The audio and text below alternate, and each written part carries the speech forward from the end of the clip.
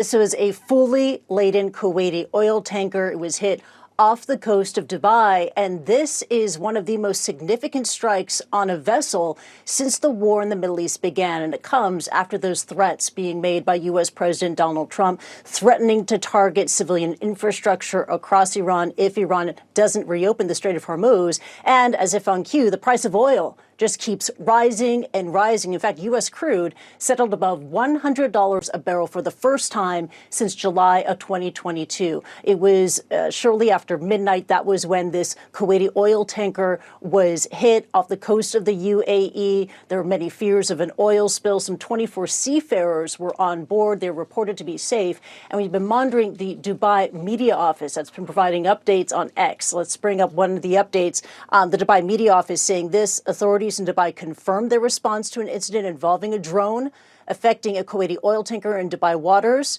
with no injuries reported. I should add that the fire has since been extinguished. And this strike, this incident happened after U.S. President Donald Trump took to Truth Social and posted additional threats against water infrastructure, against energy infrastructure in Iran. We have the post for you. And this is what the president sent out. He said this, quote, "If the Hormuz Strait is not immediately open for business, we will conclude our lovely stay in Iran by blowing up and completely obliterating all of their electric generating plants, oil wells, and Karg Island, and possibly all desalination plants, which we have purposely not yet touched," unquote. Now, Karg Island is tiny, but it's just a third of the size of Manhattan, but it has an outsized economic impact for Iran. It's Iran's economic lifeline. Some 90% of its oil, its crude exports flow through Karg Island. So any strike on Karg Island would represent a major escalation in this conflict.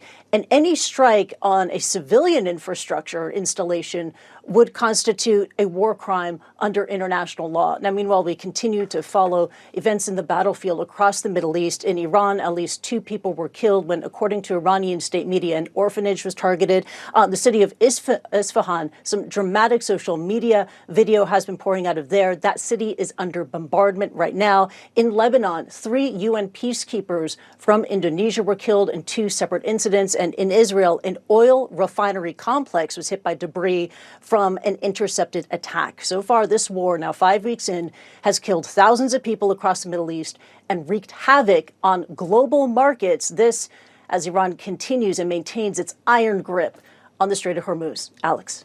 Yeah, we're looking at some of that video from Isfahan right now. So you talked a bit about the global economy, the price of oil. Now the IMF is weighing in. What are they saying? Yeah, the International Monetary Fund, Alex, is sounding the economic alarm. It's saying because of the war in the Middle East, it is causing rising prices and it's causing a slowdown in economic growth all over the world. In a blog post that was released on Monday, this is what IMF economists said. They said this, quote, "Although the war could shape the global economy in different ways, all roads lead to higher prices and slower growth. Much depends on how long the conflict lasts, how far it spreads, and how much damage it inflicts on infrastructure and supply chains," unquote.